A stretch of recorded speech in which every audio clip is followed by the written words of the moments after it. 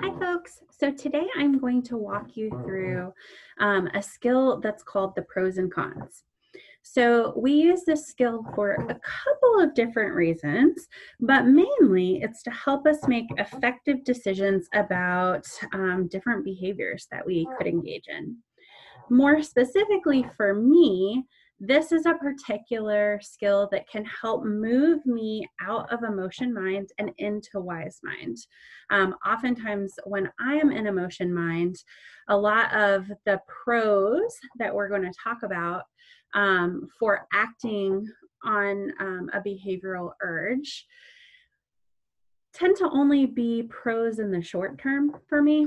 And oftentimes in the long term for me, they are leading me to do something that might be against my values. So again, pros and cons help with making behavioral decisions and help with accessing wise mind. Okay, so there are two main reasons why we do this. The first reason is to help compare sort of the positives or advantages and disadvantages of different options that are available to us. And I want to be clear here that every single one of you have used pros and cons likely multiple times today, even if you're not aware of the fact that you've done that. So for example, even in pulling up this video, you likely did a quick pros and cons about the idea of having to sit through 10 minutes of me talking versus being able to continue with whatever Netflix show that you were watching beforehand or playing with your kids or whatever. Okay. So this can help us sort through difficult choices when we actually really need to evaluate what would be in our best interest long term. The other really big reason why we use this as a skill is to help us resist behaviors that could ultimately be either really impulsive or destructive to our general well-being or our self-interest. So this could be things like isolation, alcohol use, binge eating or stress eating, angry outbursts towards people that we care about, right? Oftentimes in the moment when we're in emotion mind, those things seem so reasonable to do. But when we're out of emotion mind, we can experience a lot of regret, guilt, and shame about some of those decisions. Okay. So now I'm going to walk you through how to do this, and I'm actually going to do sort of a practice run of this on something that I myself have been struggling with amidst this COVID pandemic and quarantine. So what you're going to do first is describe the behavior or the crisis urge that you are having.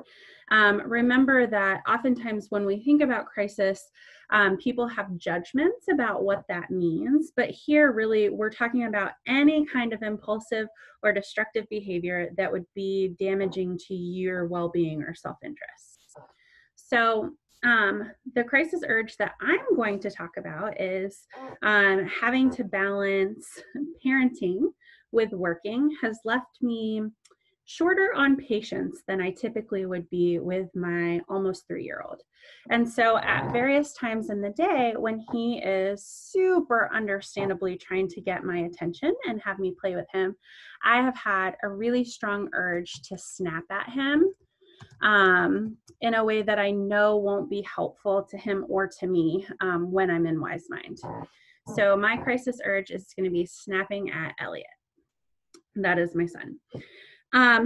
So I know for me what this looks like, but sometimes it can be helpful to actually write out more behaviorally specific language about what this looks like. So using a harsh tone, demonstrating impatience. And what happens most often is me literally saying his name in a way that's not warm or caring, but rather like, Elliot, give me a minute. Okay. So what you want to do now is go through and examine all of the positives and negatives about acting on this particular behavior. And you'll see that in DBT, we actually take a slightly different approach in that we look at the pros and cons both of acting on the crisis urge and on resisting crisis urges. And people can think that that's going to look pretty similar, but oftentimes doing it this way helps to spur creativity and make you think through the problem with a little bit more detail than you would have doing just a pro versus con of acting on a given behavior. One of the things that I really want you to keep in mind while you do this is both short and long-term consequences. So I'll point some of these out as we go through. Okay, so the pros, one of the things that I do when I'm writing out one of these for myself is change acting on crisis urge to just whatever it is. So snapping versus not snapping. And this is a pretty important thing for me, and doing something skillful instead. Now, something skillful could be a whole range of things, including using the stop skill just to like pause yourself and breathe before going on. It could be validating his emotions. It could be validating my own emotions. It could be doing a ton of different stuff, but ultimately not snapping. All right, so pros. In the moment when I would snap, I would probably feel some relief. I would feel a little better. All right. I would also feel like this was the easiest thing to do in that given moment, because if I'm already really overwhelmed, trying to do something skillful tends to be a lot harder. This is also going to be quicker in terms of me getting some type of communication across. Whether or not it would actually be quicker, though, to resolve the situation, I think is a different scenario. So there are some big cons to me snapping. First of all, I am likely to feel a lot of guilt afterwards. I try and talk to my kid the way that I want people to talk to me as a general rule. I am also going to likely spend longer because me escalating is often going to mean that he escalates. If this hurts his feelings, now I'm dealing with other intense emotions by my toddler.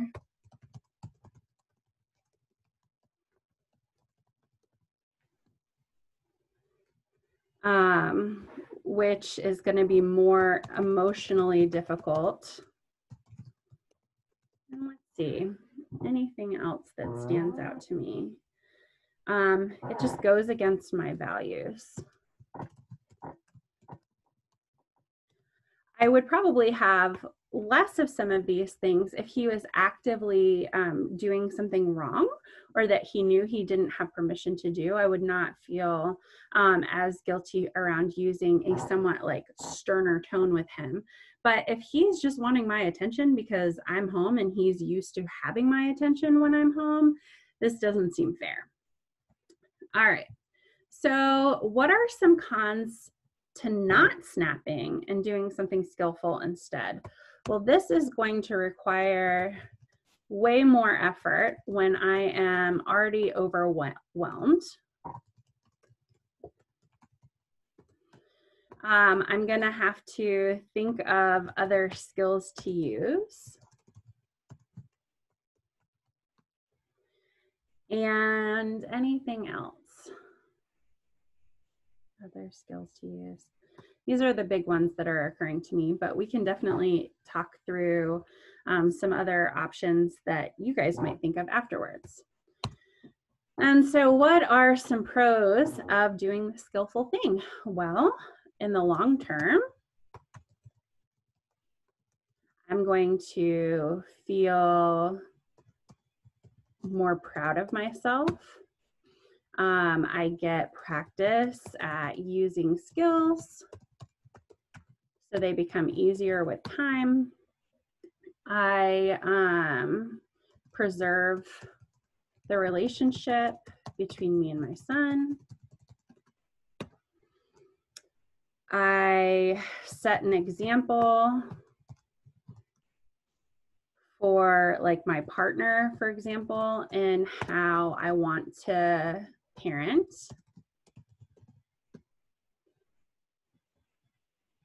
And I act according to my values, which for me is a really important thing. So this is a really quick example of what something like this might look like. Now, there are likely crisis behaviors that you are dealing with that might be more difficult to navigate than this particular example. One of the things that we really, really strongly suggest that you do is to actually create one of these pros and cons sheets for every major crisis behavior that you know you tend to resort to. So I don't care if that's shutting down, I don't care if it's cutting or binge eating or any number of other things. If you have this done in advance, in a time when you are in wise mind instead of in emotion mind, you can then pull out the sheet. You can create a distress tolerance kit, which we're going to talk about as we move through this module, and have these listed out to literally read through and help you recenter into the moment. It can be really, really helpful. All right. And with that, we will call it a day.